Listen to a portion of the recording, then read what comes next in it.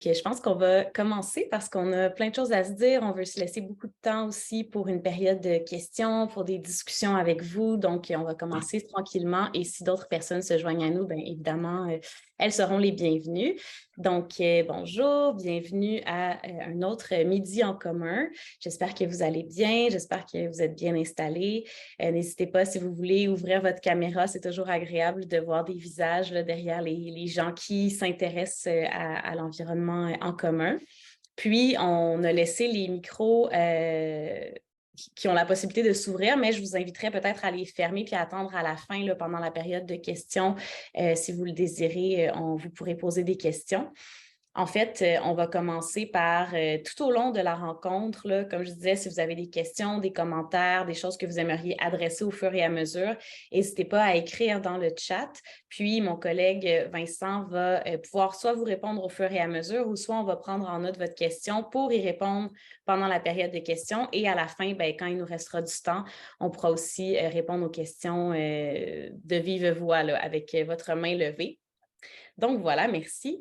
Je me présente, Marilyn Dion, je suis responsable des communications et pour cette présentation, je suis accompagnée virtuellement de mes collègues Joël Nadeau et Vincent Chapdelaine. Je ne sais pas si tous les participants d'aujourd'hui ont assisté à la première séance d'information sur la plateforme En commun que nous avons tenue le 20 janvier, mais il y avait plein d'informations, je dirais un tour d'horizon encore plus exhaustif là, que ce qu'on va présenter aujourd'hui. Et si ce n'est pas le cas ou si vous aimeriez tout simplement vous rafraîchir la mémoire, ben, sachez que vous pouvez trouver le document de présentation ainsi que la rediffusion de l'enregistrement de cette séance d'information-là sur notre site web dans la section Nouvelles. Donc, sans plus tarder, on y va avec l'ordre du jour. Aujourd'hui, ce sera une rencontre, comme je le disais tout à l'heure, qui va être plus concise pour vraiment se laisser du temps pour discuter le plus longtemps possible avec vous et répondre à vos questions. Donc, on va parler un petit peu de l'état du développement. On va vous donner des exemples concrets là, sur comment on peut utiliser justement en commun lorsqu'on est soit une organisation, un individu, en fait, un petit peu des petites choses qu'on peut faire que Joël va vous montrer aujourd'hui. Notre feuille de route, on va faire quelques annonces importantes aussi de ce qui s'en vient dans les prochaines semaines. Et ensuite, comme je le disais, on se laisse une belle partie pour une période de questions. Donc, sans plus tarder, je passe la parole à mon collègue Joël qui va vous parler de l'état du développement de la plateforme.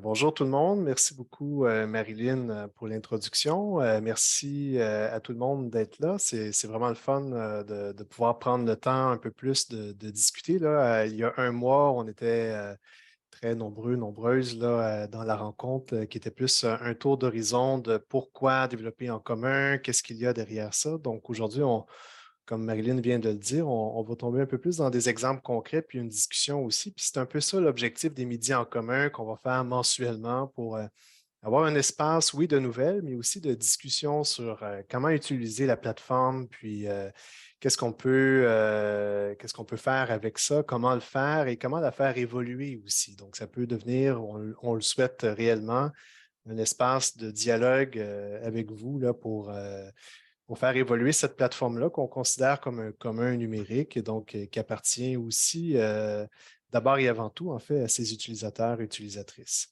Donc, par rapport à ce qui s'est dit il y a un mois, je vous fais un petit topo sur l'état du développement pour vous dire que on est heureux là, de voir que la version 1 de En commun, de notre côté, en développement, elle est terminée presque entièrement, c'est-à-dire que toutes les fonctionnalités qu'on entrevoyait pour ce qu'on appelle la version minimale fonctionnelle là, dans le jargon, ben, c'est déjà développé. Présentement, on est davantage dans une phase d'ajustement. Donc, la plateforme n'est pas disponible publiquement en ligne. C'est plus les personnes là, qui se sont inscrites pour faire des tests sur la plateforme qui y ont accès présentement, nous, l'équipe. Et puis là, on regarde les bugs, les ajustements, là où ça accroche. Et puis, on a aussi, je vais vous montrer des petits exemples tantôt, mais on est aussi dans une vague d'ajustements graphiques. Une fois qu'on voit les choses en ligne, là, il y a tout il y a tout un travail qui est fait pour fignoler la manière dont on navigue entre les éléments. Donc, on est vraiment là-dedans présentement. Et puis aussi dans la migration des contenus, parce que vous le savez, peut-être les personnes là, qui utilisent la plateforme Passerelle présentement, bien, tous les comptes, les communautés, les adhésions, les contenus vont se retrouver sur la nouvelle plateforme en commun. Donc, dès la mise en ligne, vous allez retrouver votre compte, vos contenus, etc. Les personnes qui n'ont pas de compte vont pouvoir en créer un là, facilement dès que la nouvelle plateforme va être en ligne. Sinon, on va s'y retrouver assez facilement. Et puis, ben, cette migration-là, en fait, c'est que tous les contenus, c'est plusieurs milliers de contenus qui ont été migrés, qui sont encore associés aux communautés. Par exemple, un contenu sur le logement ben, se retrouve encore associé à la communauté sur le logement. Mais là, on est en train de faire du ménage un peu là-dedans, donc d'organiser les contenus par carnet, par catégorie. Donc, si jamais il y a des personnes dans l'assistance qui ont envie de contribuer au test et de deux, de contribuer aussi à l'organisation de ces contenus-là. Ça permet de pousser un peu là, la compréhension de la plateforme puis de préparer les contenus pour qu'ils soient plus facilement repérables par tout le monde au moment de la mise en ligne. Bien, n'hésitez pas à nous faire signe. Puis justement, ben, c'est ça le dernier point là, dont je voulais vous parler, c'est que les tests qui sont en cours présentement permettent de tester des éléments de navigation, des fonctionnalités, mais aussi de démarrer des pilotes à partir de mars. Donc, il y a certaines personnes là, qui vont commencer à travailler sur des carnets, ou à des communautés en commun. Donc, ça va être possible de commencer à utiliser la plateforme presque en contexte réel à partir de mars, alors que la plateforme, elle, va être mise en ligne bientôt. Et puis là, je vais passer en mode partage d'écran pour vous montrer est-ce que ça fonctionne bien. Vous voyez la plateforme présentement. Super. Euh, Là, j'ai fait un tour rapide. On a fait un tour rapide là, il y a un mois. Aujourd'hui, je ne vais pas passer énormément de temps. Je vais juste vous montrer quelques exemples concrets. Puis, si dans les questions, il y a des choses que vous voulez revoir par la suite, on pourra revenir là, sur la plateforme dans la période de questions tantôt. Une chose là, qui s'est développée dans les derniers temps, c'est toute la question des profils puis de la navigation entre Passerelle et Praxis. Donc, peut-être pour les personnes qui sont moins au courant ici, En commun, c'est une plateforme qui vise à favoriser la collaboration, la mise en commun des connaissances. Et puis, dès le départ, il va y avoir deux composantes dans la plateforme. Praxis, justement, pour la mise en commun des connaissances, et Passerelle version 2 pour les communautés de pratique, qui va être plus sous forme de messagerie instantanée. Et puis, ce que je voulais vous montrer aujourd'hui, c'est que si on prend un profil, là, je vais me prendre moi comme exemple pour ce cas-ci. Ben, puis là, bon, je vous rappelle qu'il va y avoir du fignolage d'un point de vue graphique, mais en gros, ça va ressembler à ça. Puis tout le monde va pouvoir partager comme ça son profil, ça va être public. Les personnes qui vont préférer le garder privé, ça va être possible aussi. Mais moi, en tout cas, j'ai hâte de partager en commun.io/Joël dans ma signature de courriel pour avoir comme ça une page visible sur le web, les communautés desquelles on fait partie, puis aussi nos connaissances. Ça va être vraiment ça l'objectif, en fait, de partager les profils en commun. Et puis ici, ce qu'on voit là, sur la plateforme en commun, nos profils, ben, c'est un résumé un peu là, des carnets qu'on a, puis des connaissances qu'on a sur Praxis. Si je clique ici sur Voir tout sur Praxis, ben là, ça nous permet de basculer sur la plateforme Praxis et on voit tous les carnets d'une personne ou toutes ses notes. Je reviens en arrière. Là, on ne le voit pas parce qu'on me voit moi-même, mais si vous voyez le profil de quelqu'un d'autre, vous avez un bouton Discuter pour lancer une discussion privée aussi avec cette personne-là. Donc, ce sera possible d'ouvrir une messagerie instantanée avec n'importe quel utilisateur, utilisatrice qui le permet, bien sûr, pour lancer une discussion privée avec cette personne-là.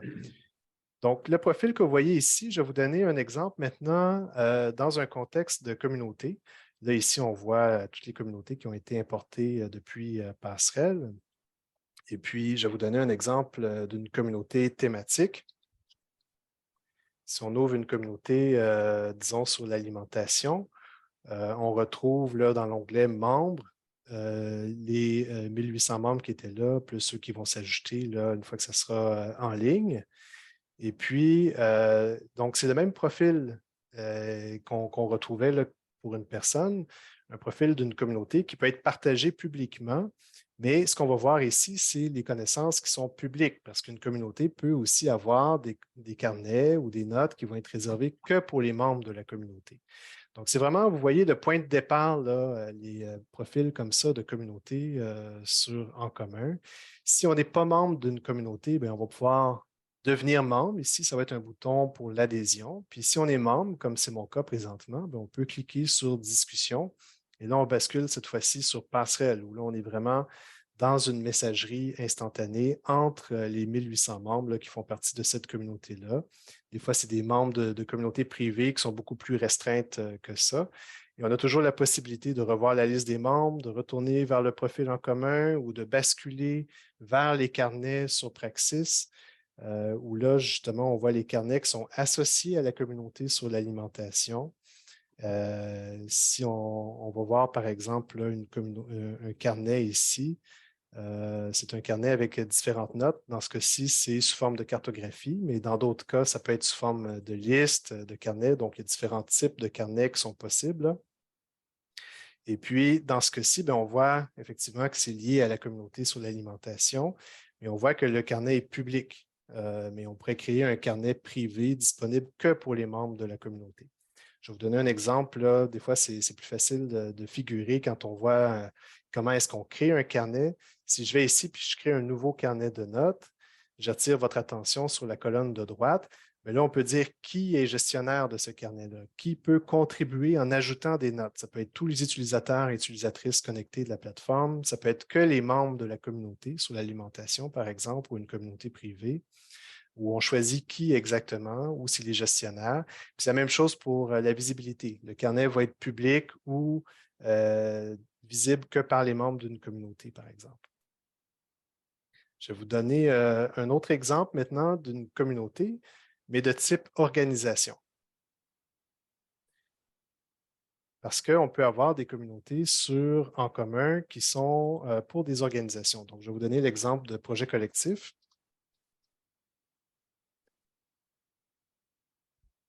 Et puis, encore une fois, ici, c'est un profil qu'on va pouvoir partager, puis on espère que les gens vont le partager avec leurs autres réseaux sociaux dans leur pied de page sur leur site Web, de dire, voici l'adresse vers notre profil d'organisation sur en commun /c/projet collectif, dans ce cas-ci, par exemple. Et puis là, on voit dans l'onglet membres, on voit qui est membre de l'équipe de projet collectif. Puis, on voit les connaissances. Donc, on peut comme ça partager facilement là, les carnets d'une organisation. Une organisation qui voudrait, par exemple, mieux référer des organisations qui se retrouvent sur son site Web pourrait y faire référence ici ou développer des carnets qui sont disponibles que sur Praxis pour partager des connaissances pratiques ou partager un bulletin de veille, par exemple. Donc, c'est différentes configurations qui sont possibles. Puis, si je clique sur un carnet, à ce moment-là, on peut partager aussi directement l'URL du carnet s'il est public pour référer les gens vers un carnet comme celui-là. C'est un petit tour d'horizon assez rapide là, que je vous fais de la plateforme, juste pour vous montrer des exemples, puis on pourra revenir en détail tantôt si vous le souhaitez. Je reviens maintenant vers la présentation. Pour terminer rapidement sur 2 points. Premièrement, le calendrier, donc la feuille de route. Je vous disais que la version 1 est terminée presque entièrement. On est en période d'ajustement de migration. On fait des tests du ménage dans les contenus, puis des pilotes. Et là, c'est une date qu'on vous annonce officiellement aujourd'hui. On vise le 24 mars pour faire la mise en ligne de la plateforme. C'est-à-dire qu'à ce moment-là, passerelle.québec va rediriger vers la nouvelle plateforme. On va y retrouver les contenus et on va pouvoir commencer à l'utiliser d'une manière un peu plus large à partir de ce moment-là. Une fois que la plateforme est en ligne, du côté des développements, on est un peu dans un gel du code qu'on appelle, c'est-à-dire qu'on est plus à stabiliser la plateforme, voir pour la performance, la sécurité. Donc, on est plus en observation là, de comment ça se passe. Et ensuite, une fois que cette période-là va être terminée, on va pouvoir reprendre les développements probablement à partir de l'été, puis des développements là, qui sont prévus pour les mois, pour les années à venir. On a plusieurs idées là, qui sont sur la table, avec un lancement public qu'on va faire en octobre. Donc, oui, la mise en ligne va être publique à partir du 24 mars, mais on veut faire un événement plus festif, plus grand public là, à partir de l'automne prochain. Puis quand je vous parle de développement, ben, c'est le genre de choses dont on aimerait discuter avec vous aujourd'hui, dans d'autres midis en commun, dans d'autres espaces aussi, surtout à partir du moment que vous allez commencer à utiliser la plateforme en commun, de voir qu'est-ce qui accroche, où est-ce que vous aimeriez voir des nouvelles fonctionnalités, qu'est-ce qui serait utile dans votre communauté de pratique, dans votre organisation, dans votre documentation des pratiques, qu'est-ce qui serait utile pour pousser plus loin cette plateforme-là pour répondre aux besoins. Bien, déjà, nous autres, partout, il y a de la recherche dans toutes les listes, mais on veut intégrer de la recherche transversale, c'est-à-dire de pouvoir rechercher à la fois dans les carnets, les notes, les individus, les communautés, les messages, etc. Donc, ça, c'est quelque chose qui est prévu. On nous a fait à quelques reprises aussi la demande d'avoir une plateforme qui est multilingue à deux niveaux. D'une part, la navigation, mais d'autre part aussi de pouvoir gérer les traductions des notes dans Praxis, d'avoir des articulations encore plus poussées entre les notes et les discussions, c'est-à-dire de démarrer une discussion sur une note, de pouvoir créer une note à partir d'une discussion, etc. Donc là, je parle entre Praxis et Passerelle, d'avoir des articulations encore plus poussées.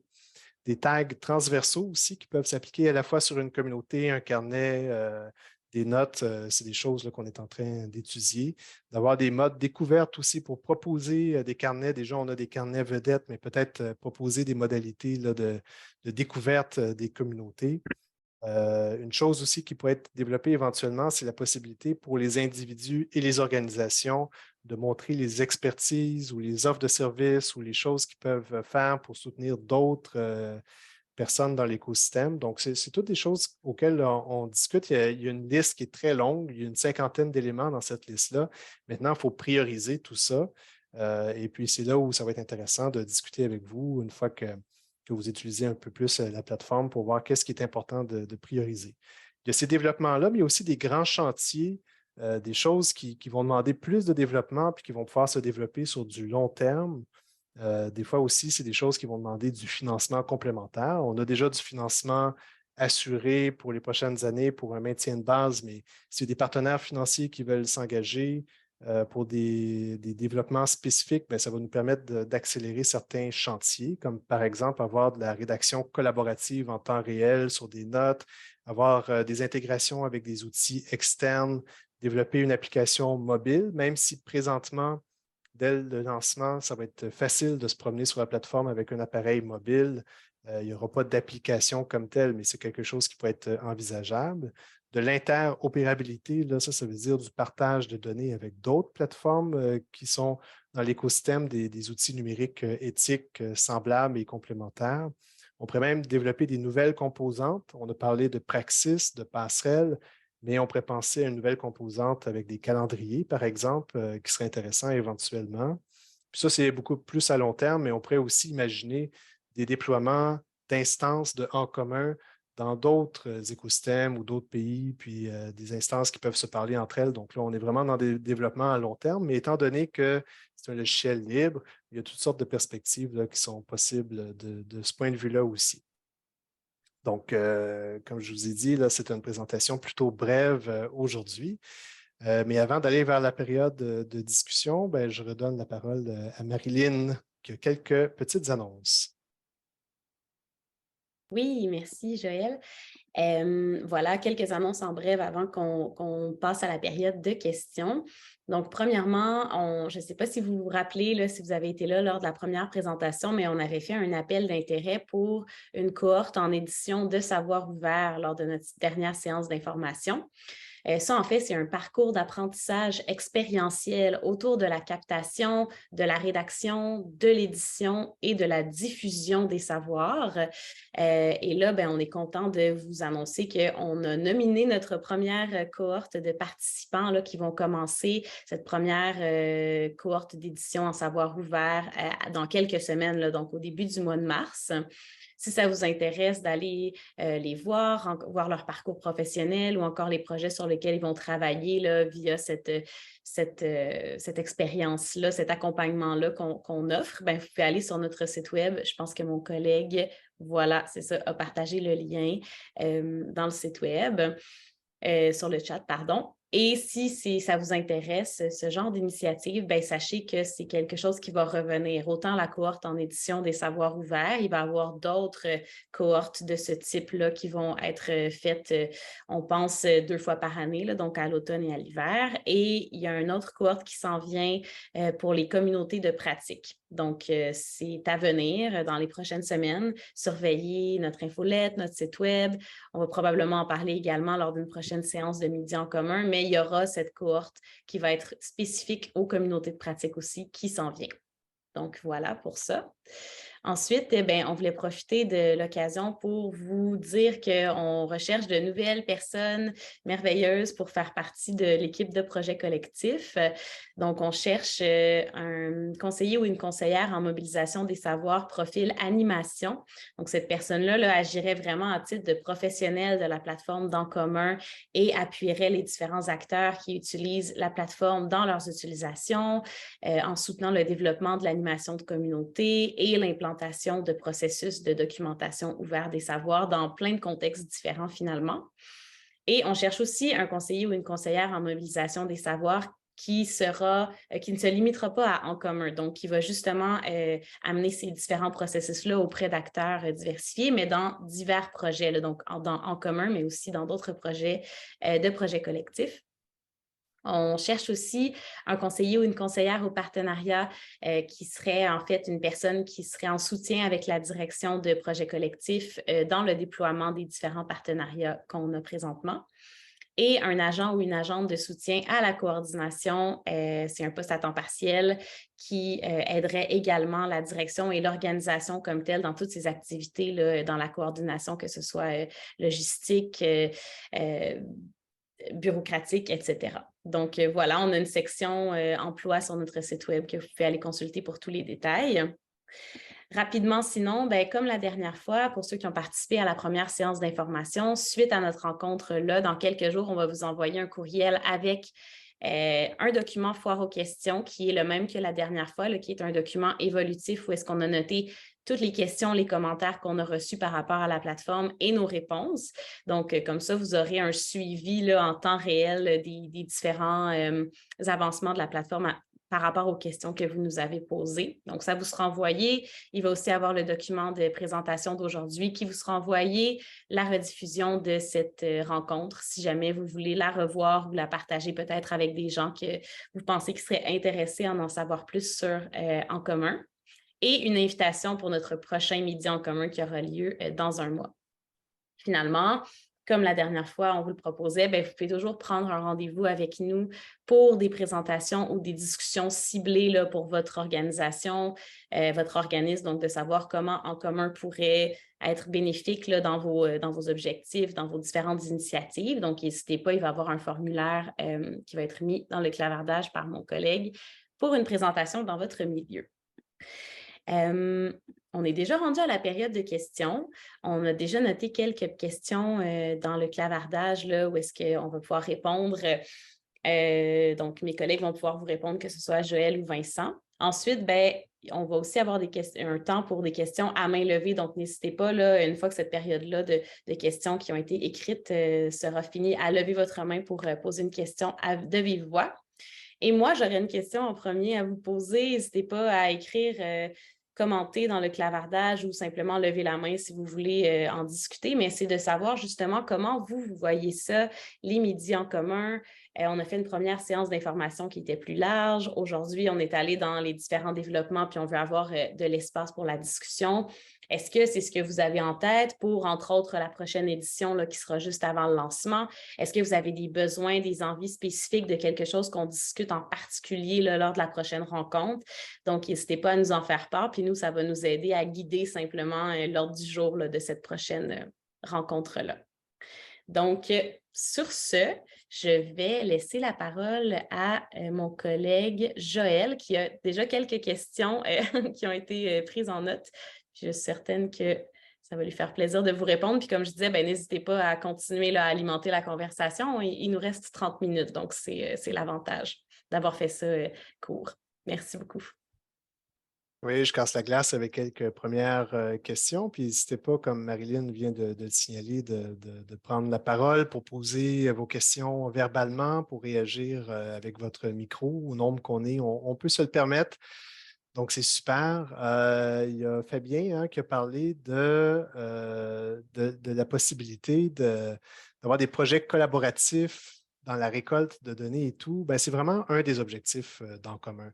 Que ça puisse servir d'une part pour des communautés privées, pour partager des contenus entre les membres d'une communauté de pratique en toute confiance, mais aussi pour pouvoir partager plus librement et ouvrir la collaboration à ces carnets-là à un public plus large, que ce soit pour répertorier des initiatives, pour répertorier des ressources, des connaissances pratiques, pour montrer comment est-ce que les initiatives ont fonctionné ou des fois ont moins bien fonctionné sur le territoire. Donc, c'est vraiment là, cet objectif-là de pouvoir mettre en commun ces différentes connaissances-là. Trois petites questions ou quatre petites questions que j'ai vues. Donc, les carnets publics, en fait, il y a plusieurs modalités. Puis là, ça, ce que je vais dire, ça s'applique autant aux carnets qu'aux notes, donc aux collections de notes qu'à une note en particulier. Quand on dit public, là, ça peut être public, oui, sur le web, s'adresser à vraiment tout le monde, même des personnes qui ne sont pas connectées sur la plateforme ou seulement aux utilisateurs et utilisatrices de la plateforme. Donc, les deux combinaisons sont possibles à ce moment-là.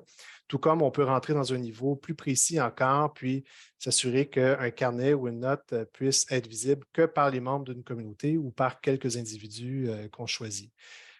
Pour ce qui est des critères d'adhésion à une communauté, ben, chaque communauté va pouvoir décider de ses propres modalités d'adhésion sans aucun problème. Il y a même un petit texte qu'on peut écrire pour expliquer ça. Donc, quand les gens vont cliquer sur demande d'adhésion, ils vont voir apparaître ce texte-là, ils vont pouvoir expliquer pourquoi ils veulent devenir membres. Ça va envoyer une alerte aux responsables de la communauté qui vont pouvoir accepter ou refuser cette demande d'adhésion-là. Les responsables des communautés vont pouvoir aussi rajouter manuellement des nouvelles personnes à l'intérieur de la communauté.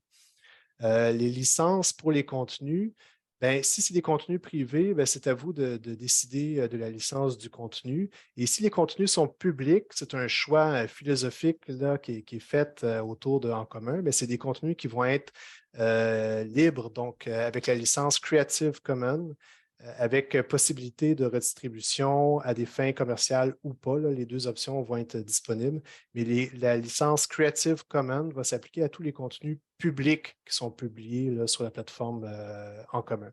Tandis que la licence du logiciel libre derrière En commun, ben, c'est une chose à laquelle on est encore en train de réfléchir. Donc, si vous avez des propositions, n'hésitez pas à nous en faire part. Marilyn, Vincent, je ne sais pas si vous voulez rebondir sur d'autres questions. Oui, ben quelqu'un a demandé si l'utilisation de Praxis à des fins privées allait être payante. Pour l'instant, ben en fait, même à tout jamais, non. Là, on veut qu'En commun puisse être utilisé gratuitement de façon universelle euh, pour toutes sortes d'usages. Là où il pourrait y avoir éventuellement une tarification, c'est pour pouvoir, quand on sera capable de le faire, implanter des versions d'En commun personnalisées aux couleurs d'une organisation là, au sein d'un organisme. Mais pour l'instant, c'est pas encore possible de faire ça. Puis, ben, c'était la seule question que j'ai vu passer. Je pense que Marilyn, il y en avait peut-être une sur à qui s'adressent les médias en commun. Je laisse Oui, répondre. oui, ben en fait, là, les médias en commun, ça s'adresse à toute personne qui serait intéressée à en savoir plus sur l'environnement éthique en commun, hein. On pense à des citoyens, citoyennes, gestionnaires, des chercheurs, des organismes citoyens. Donc, c'est vraiment très diversifié. En fait, c'est tous les utilisateurs potentiels qui verraient qui œuvrent en fait dans ce qui est la mission là, d'En commun. Donc, c'est de travailler pour une société qui est plus équitable et écologique.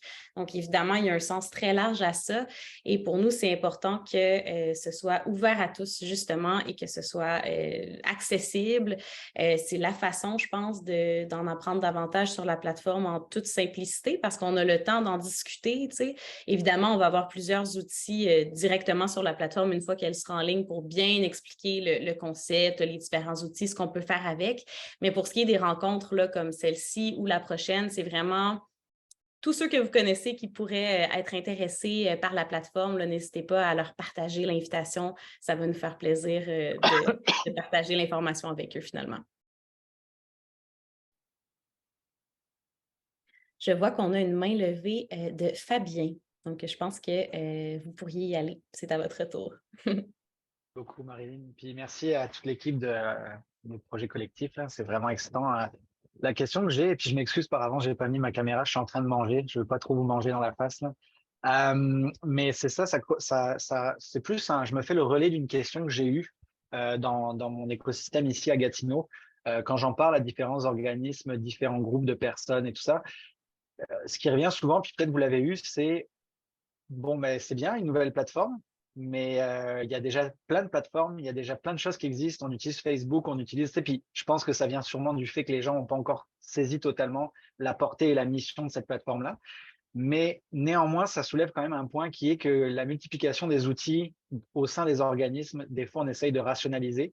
Puis ça, c'est une question qui me revient, c'est comment je vais réussir à l'implanter dans mon écosystème en sachant que le monde sont déjà sur 4, 5, 6, 7 plateformes différentes, Slack, Facebook, puis name it, là, Wiki, puis autres. Donc, tu sais, comment vous envisagez ça? Quelle est votre perception par rapport à ça? Est-ce que, chers collègues, vous voulez répondre ou? Vas-y, Jean. Bien, c'est une excellente question. Puis déjà, avant le démarrage de Passerelle, on avait fait un inventaire des plateformes qui existaient déjà. Puis on a refait cet inventaire-là au moment de se poser la question pour le développement d'en commun. Puis ce qu'on constatait, c'est qu'il n'y a pas de plateforme qui répond exactement aux besoins qu'on voit émerger pour, d'une part, des communautés de pratique, puis d'autre part, pour des intersections qui se créent entre les communautés de pratique, entre les milieux, puis ensuite, finalement, pour de la mise en commun de connaissances. Et tout ça sur une plateforme qui soit éthique autour d'une communauté qui se reconnaît. C'est vraiment les objectifs, là, les constats qui nous ont amenés à développer une plateforme comme celle-là.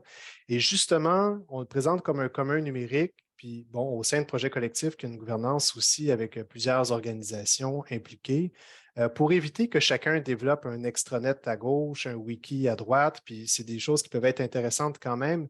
Mais là, l'idée ici, c'est de regrouper nos efforts pour avoir une plateforme qui soit dédiée pour tout un écosystème et qui vise une communauté en particulier, une communauté de personnes qui travaillent pour le bien commun. C'est un chapeau assez large, mais quand même dans laquelle on peut créer un climat de confiance qui soit sécuritaire. Un contexte qu'on voit de moins en moins, malheureusement, sur les réseaux sociaux commerciaux, en plus des enjeux éthiques qu'on connaît. On n'a pas cette ambiance sécuritaire-là pour pouvoir échanger, autant sur des pratiques que des stratégies de transformation sociale, que des enjeux territoriaux.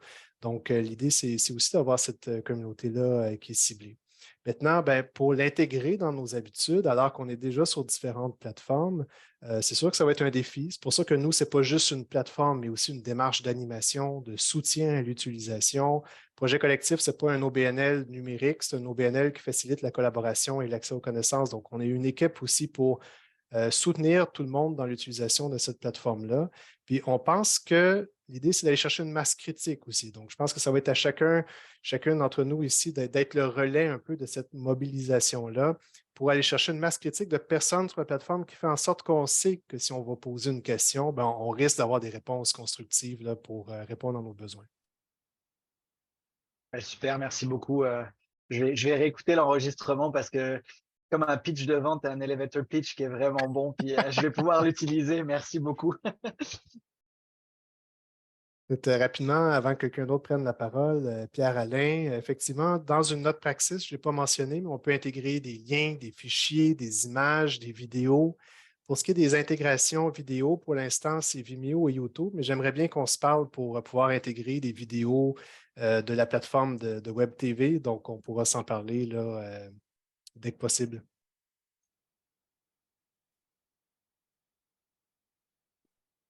Je vois qu'il y a une question de Stéphane Dubuc. Oui, bonjour tout le monde. Je sais que vous présentez, c'est ça, le propre du projet, c'est qu'il soit très ouvert, très participatif et que même puisse être peut-être utilisé de différentes façons, même si on parle de communauté de pratique, qu'on puisse les utiliser de différentes façons, les mêmes fonctionnalités. Mais je suis juste curieux de voir ce que vous avez pensé au départ entre, tu l'as nommé un peu, entre un carnet, une note, une discussion. Quelle était l'intention ou quelle est l'intention de l'organisme au départ? Après ça, chaque groupe pourra peut-être utiliser une note comme une autre intention, un carnet d'une autre intention, mais l'intention de départ, je serais curieux de voir si vous ne l'avez pas déjà nommée. Là, si ma question a déjà été répondue, vous la passerez, mais sinon, juste de nous donner un peu l'intention de départ, comment vous articuliez ces différentes possibilités participatives, là, quelle était l'intention du projet? Est-ce que ça te tente de rebondir là-dessus, Vincent? Oui, je peux m'essayer, bien que je sois enrhumé. Ben,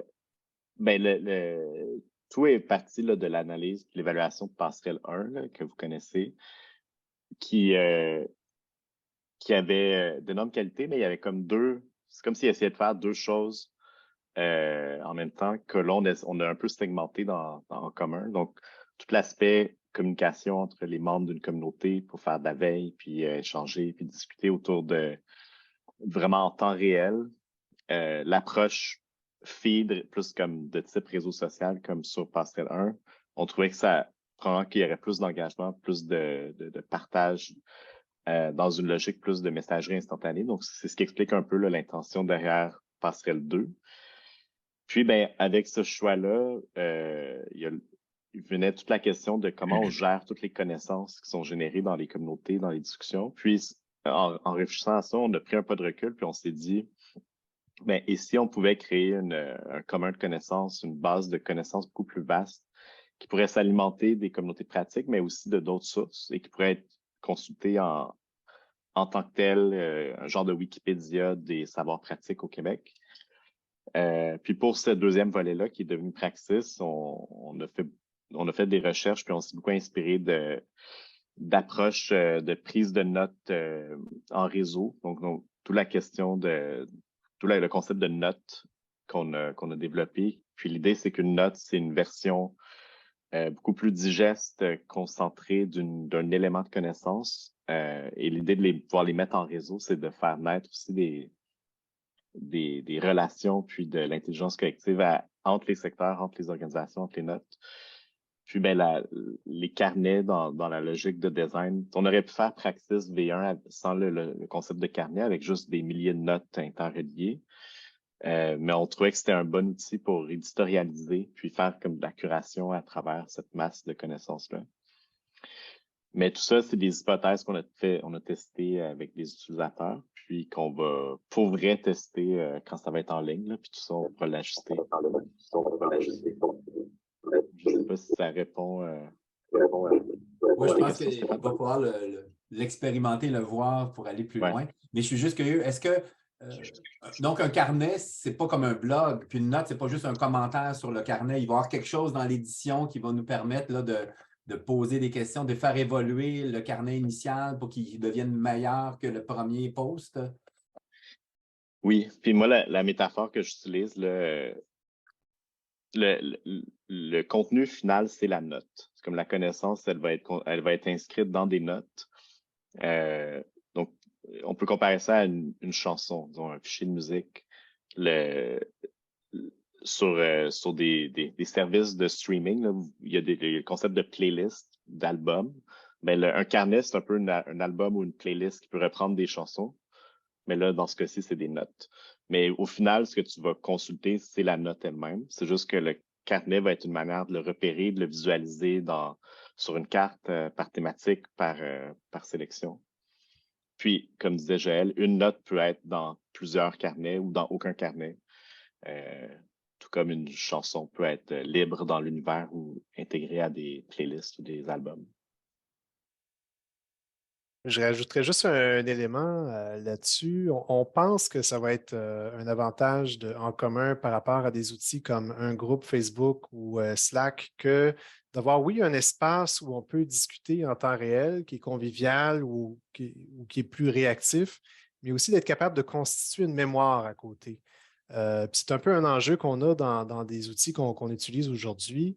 C'est que oui, il y a la discussion qui se fait, mais on finit par se répéter et pas être capable de capter les apprentissages qui émergent d'une communauté de pratique.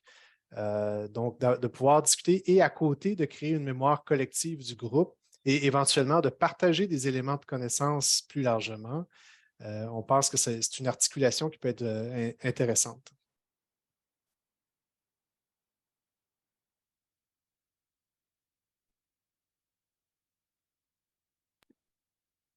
Est-ce qu'il y a d'autres... Ah oui, je vois que Fabien avait une question également, donc vous pouvez y aller.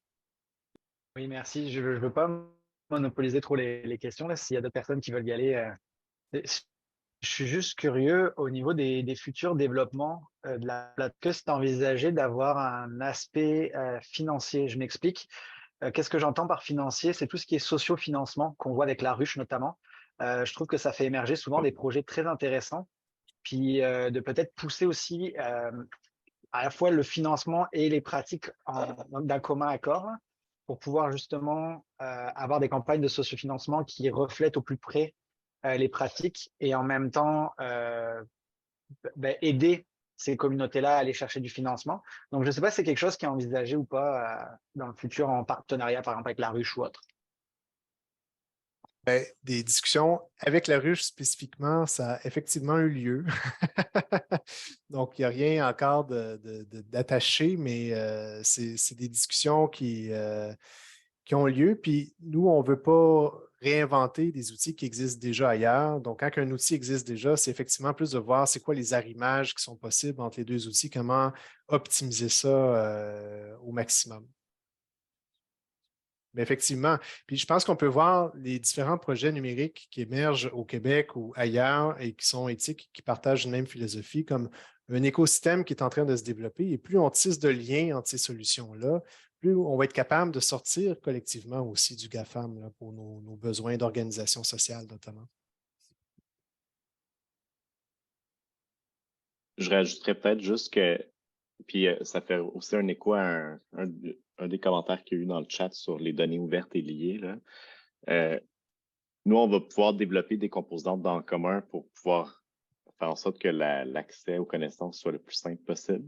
Mais il y a sûrement des usages qui vont naître aussi de tiers, sans même que ce soit nécessairement intégré en commun par un accès aux données ouvertes qu'on va permettre. Puis là, je parle en particulier des notes publiques sur Praxis. Pour l'instant, là, dans la V1, il n'y aura pas d'accès par API ou autre. Mais éventuellement, c'est quelque chose qu'on va permettre. Et donc, on pourrait imaginer que des tiers, des groupes de recherche ou autres puissent importer ou interroger la base de données de notes publiques sur Praxis, faire des visualisations, intégrer ça à d'autres plateformes comme La Ruche ou d'autres. Voilà. Donc, c'est ça aussi dans la philosophie de développement. On ne veut pas que ça soit centralisé nécessairement toujours dans notre base de code, là.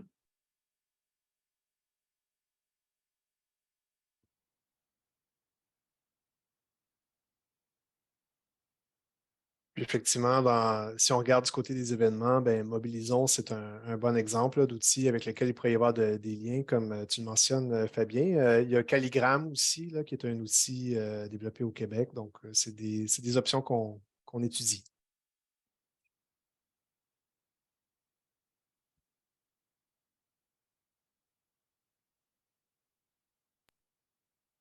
Voilà. Ah, on a un nouveau spectateur. On a un nouvel invité spécial qui s'est réveillé de sa sieste. Voilà, il y a d'autres personnes, s'il n'y a pas d'autres questions, je pense qu'on peut, merci, se quitter un petit peu plus tôt finalement. Mais surtout, n'hésitez pas, là, comme vous savez, on est toujours ouvert, bien sûr, à entendre vos commentaires, vos questions. Donc, n'hésitez pas à nous contacter, que ce soit via notre adresse courriel, nos réseaux sociaux, etc. Comme je l'expliquais, sous peu, on vous envoie un courriel avec un récapitulatif de la rencontre, le document de la foire aux questions et une invitation vers une prochaine rencontre. Ouais. Merci énormément de votre temps. Et voilà, je vous souhaite une très belle journée. Je ne sais pas si Vincent, Joël, vous vouliez ajouter quelque chose. Non, ça fait le tour. Éléonore a le mot de la fin de toute façon. Donc, merci encore et puis on se dit à très bientôt. Passez une belle journée. Merci beaucoup tout Bye. le monde.